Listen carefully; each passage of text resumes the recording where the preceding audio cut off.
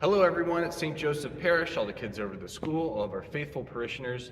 Today we're going to talk about pilgrimages. What's a pilgrimage? Well, the reason why we're talking about pilgrimages is because this Saturday is going to be the diocesan pilgrimage to the Basilica of the National Shrine of the Immaculate Conception.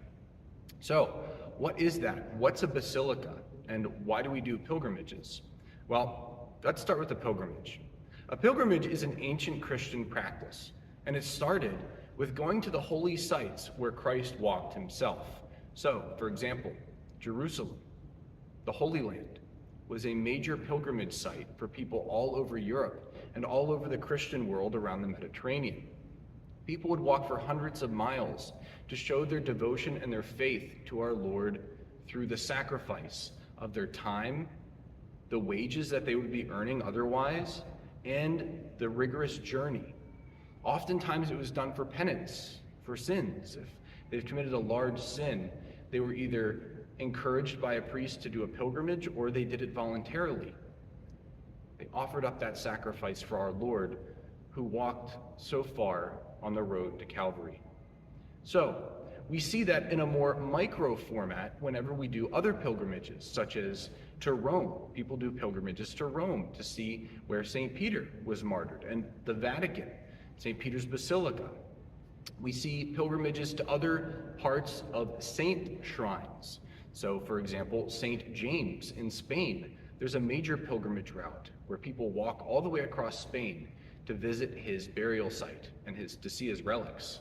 And other saints as well. Let's boil it down to something even closer to home. St. Elizabeth Ann Seton. We have St. Elizabeth Ann Seton in Emmitsburg, Maryland. And she is a saint of American repute. People go to pilgrimage to her cabin, to where she lived, to where she prayed, so that they can show devotion. And it's not only to show devotion, but it's also to ask for intercession from a saint as well, so that St. Elizabeth Ann Seton can pray for them, so that St. James can pray for them, St. Peter can pray for them. This Saturday, the diocese will be doing a pilgrimage to the Basilica of the Immaculate Conception in D.C., Washington, D.C. They will go there to implore the Blessed Virgin Mary's prayers for us as a diocese, but also to give thanks to God for all of the wonderful things he's done for us. That also begs the question, what's a basilica? A basilica, in comparison to a cathedral, we see a cathedral is the mothership, so to speak, of a diocese. It's the place that has the bishop's seat. The bishop's seat is where all of the teachings come from, all of our rules and regulations come from the bishop, who is the head shepherd of our diocese. But a basilica is designated by the Vatican for a specific purpose of devotion.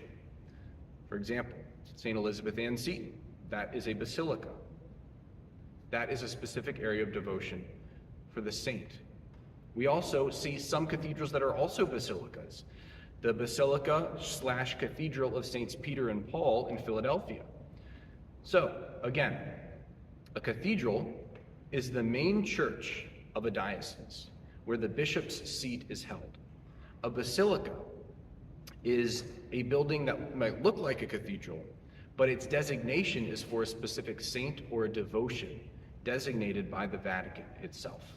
So let's remember, when we walk into a big church, let's look to see if it's a basilica or a cathedral, and let's also give thanks to God for all of the many blessings he's given us.